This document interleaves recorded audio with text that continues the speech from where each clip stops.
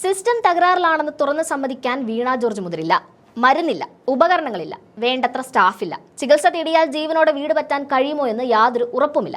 ഇനി ശസ്ത്രക്രിയ കൂടി രോഗിക്ക് ഡോക്ടർ നിർദ്ദേശിച്ചിട്ടുണ്ടെങ്കിൽ പിന്നെ പറയുകയും വേണ്ട. ഇങ്ങനെയൊക്കെയാണെങ്കിലും കേരളത്തിന്റെ ആരോഗ്യ മേഖല ലോകോത്തര നിലവാരമാണെന്ന് വീമ്പ് പറയാൻ ആരോഗ്യമന്ത്രിക്കും സർക്കാരിനും വലിയ ആവേശമാണ്. എന്നിട്ടും മന്ത്രിക്കെതിരെ ആരെങ്കിലും പ്രതിഷേധവുമായി എത്തിയാൽ സ്ത്രീയാണെന്ന പരിഗണന പോലും നൽകിയില്ലെന്ന ഇരവാദവുമായി മന്ത്രിയും പരിവാരങ്ങളും എത്തും.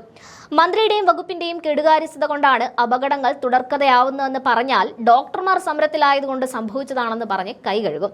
അങ്ങനെ നോക്കുമ്പോൾ ഏതു നിലയ്ക്കും സർക്കാർ സേഫാണ്. 5 കൊല്ലം മുൻപ് ആലപ്പുഴ മെഡിക്കൽ കോളേജിൽ നടന്ന ശസ്ത്രക്രിയയ്ക്കിടെ സ്ത്രീയുടെ വയറ്റിൽ കത്രിക വെച്ച് മറന്നത് മനഃപൂർവ്വമല്ലെന്നാണ് ആരോഗ്യവകുപ്പിന്റെ വാദം. അബ്ഡോമിനൽ പോക്കറ്റിംഗ് എന്ന ചികിത്സാ രീതിയിൽ അറ്റുപോയതും വേർപെടുത്തിയതുമായ ശരീരഭാഗങ്ങൾ അടുത്ത സർജറി വരെ വയറിനുള്ളിൽ സൂക്ഷിക്കാറുണ്ടെന്ന് കേട്ടിട്ടുണ്ട്. അടുത്ത സർജറിക്ക് വേണ്ട കത്രിക കൂടി നേരത്തെ വയറ്റിൽ കരുതി വെക്കുന്ന തലത്തിലേക്കുള്ള പുരോഗമനം കേരളത്തിലെ ആരോഗ്യവകുപ്പിനുണ്ടായതാണോ എന്ന സംശയമാണ് പലരും പ്രകടിപ്പിക്കുന്നത്. അങ്ങനെ ഊർജ്ജം വലിച്ച് പടുകുഴിയിലേക്ക് കാലും നീട്ടിയിരിക്കുന്ന ആരോഗ്യവകുപ്പിനെ വളരെ ആരോഗ്യകരമായി വിമർശിക്കുന്ന നിഷ സോമൻ തെറ്റേലിന്റെ വീഡിയോ ആണ് സമൂഹ മാധ്യമങ്ങളിൽ ഇപ്പോഴത്തെ ചർച്ചാ വിഷയം.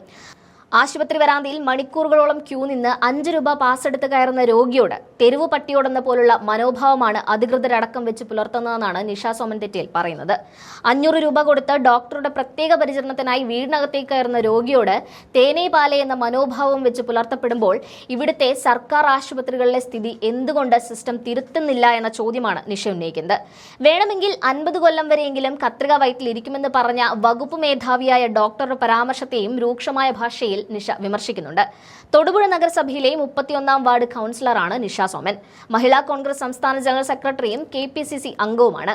സാമ്പത്തിക ശാസ്ത്രത്തിലും ജേർണലിസത്തിലും ബിരുദാനന്തര ബിരുദമുള്ള ഇവർ മുൻപ് അധ്യാപികയായും പ്രവർത്തിച്ചിട്ടുണ്ട്. ആ വിജ്ഞാനവും പ്രസംഗപാഠവുമാണ് ഓരോ വിഷയത്തിലും വസ്തുതകൾ നിരത്തി സംസാരിക്കാൻ അവർക്ക് കരുത്ത് പകരുന്നത്.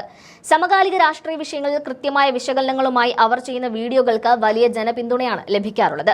എതിരാളികളെ വിറപ്പിക്കുന്ന ശൈലിയിലുള്ള ഇവരുടെ പ്രതികരണങ്ങൾ പലപ്പോഴും സമൂഹ മാധ്യമങ്ങളിൽ വൈറലാകാറുണ്ട്. ആരോഗ്യവകുപ്പിനെ വിറപ്പിച്ച വീഡിയോ കൂടി കണ്ടുവരാം. നമസ്കാരം. നമ്മുടെ സർക്കാർ ആശുപത്രികളുടെ വരാന്തയിലും മുറ്റത്തും റോഡരികിലുമൊക്കെയായി ഡോക്ടർമാരുടെ ഒരു നോട്ടം കിട്ടാത്തതുകൊണ്ട് എത്ര പേർ മരിച്ചു വീണു, എത്ര പേർക്ക് അവയവങ്ങൾ നഷ്ടപ്പെട്ടു, എത്ര പേർ വേദന കൊണ്ട് പുളഞ്ഞു ജീവിക്കുന്നു. ഇതിനൊക്കെ ആരാണ് സമാധാനം പറയുക? രോഗിയുടെ വയറ്റിനകത്ത് കത്രിക നിക്ഷേപിച്ച പിശകുരൻ എന്താണ് പറയുന്നത്? 1-ാം തരം സ്റ്റെയിൻലെസ് സ്റ്റീലാണ്, അത് 50 വർഷം അകത്ത് കിടന്നാലും കുഴപ്പമില്ലാത്രേ. കേരളത്തിന്റെ ആരോഗ്യരംഗത്ത് ഇതൊരു പുതിയ മനോഭാവമാണ്. മെഡിക്കൽ എത്തിക്സിന് വിരുദ്ധമായ മനോഭാവം. പറ്റിപ്പോയി, ക്ഷമിക്കണം, പറഞ്ഞപ്പോൾ തിരിഞ്ഞുപോയതാണ്. ഇവിടെ ആരും അങ്ങനെ പറഞ്ഞില്ല, അധികൃതരും തിരുത്തിയില്ല.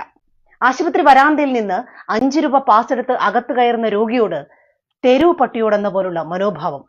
500 രൂപ പാസ് എടുത്ത് ഡോക്ടറിന്റെ വീടിന്റെ അകത്തേക്ക് കയറുന്ന രോഗിയോട് തേനേ പാലേ മനോഭാവം. എന്തുകൊണ്ടാണ് സർക്കാർ ആശുപത്രികൾ ഇങ്ങനെയൊക്കെ മതിയെന്ന് ഇവിടുത്തെ സിസ്റ്റം തീരുമാനിക്കുന്നത്? കാരണം വരുന്നവൻ ശബ്ദമില്ലാത്തവനാണല്ലോ, അവന്റെ മടിക്കുത്തിന് കനമില്ലല്ലോ, അവൻ ഏറ്റവും ഗതികെട്ടവനാണല്ലോ. അപ്പൊ പിന്നെ അവന് ഈ ട്രീറ്റ്മെന്റ് മതി. മെഴുകുതിരി കത്തിച്ചു വെച്ച് ശതകോടി വരുന്ന ദരിദ്രരുടെ പ്രാണനെ ചേർത്ത് പിടിക്കുമെന്ന് പ്രതിജ്ഞയെടുത്ത് പുറത്തേക്ക് വരുന്ന ഡോക്ടർമാർ മെഡിക്കൽ എത്തിക്സിന്റെ മൂല്യം നശിപ്പിച്ചു കളഞ്ഞാൽ ഏത് സിസ്റ്റമാണ് ഇവർക്കെതിരെ നടപടിയെടുക്കുക? അഥവാ ആരെങ്കിലും നടപടിയെടുത്താൽ ആനുകൂല്യങ്ങൾ കിട്ടിയില്ലെങ്കിൽ അവർ OP ബഹിഷ്കരിക്കും.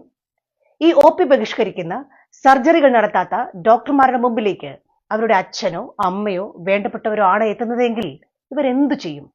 അപ്പോഴും ഇവർ സമരം തുടരുമോ? 10,000 10,000 വരുന്ന ഗവൺമെന്റ് ഡോക്ടർമാർ 3.5 കോടി വരുന്ന ജനങ്ങളെ വെല്ലുവിളിക്കുകയാണ്.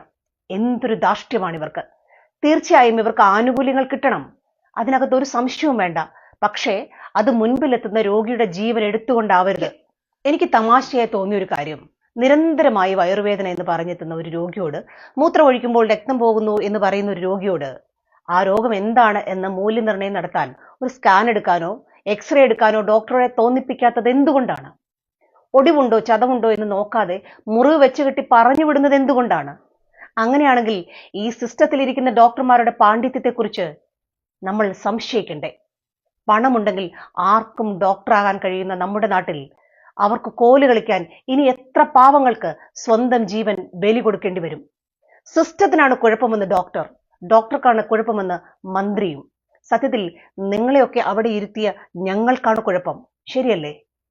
ഇതിനോടകം 46 കേസിലാണ് ആരോഗ്യമന്ത്രി വീണ ജോർജ് റിപ്പോർട്ട് തേടിയിരിക്കുന്നത്. എന്നിട്ട് ആ റിപ്പോർട്ടിന് മുകളിൽ അടയിരിക്കുകയാണ് മന്ത്രി വീണ ജോർജ്. അപ്പോഴും പിഴവുകൾ ആവർത്തിച്ചുകൊണ്ടേയിരിക്കുകയാണ്. ഒന്നല്ല, രണ്ടല്ല, മൂന്നല്ല, 100 കണക്കിന് കേസുകളാണ്. ഒരു കാര്യം മാത്രം മന്ത്രി മനസ്സിലാക്കുക, തെരഞ്ഞെടുപ്പിലേക്ക് നിങ്ങൾ പൊയ്ക്കൊണ്ടിരിക്കുകയാണ്. നിങ്ങൾ നിക്ഷേപിച്ച അതേ കത്രിക കൊണ്ട് തന്നെ ജനങ്ങൾ നിങ്ങൾക്ക് പൂട്ടിടും. കത്രിക പൂട്ട്, ഒരു സംശയവും വേണ്ട.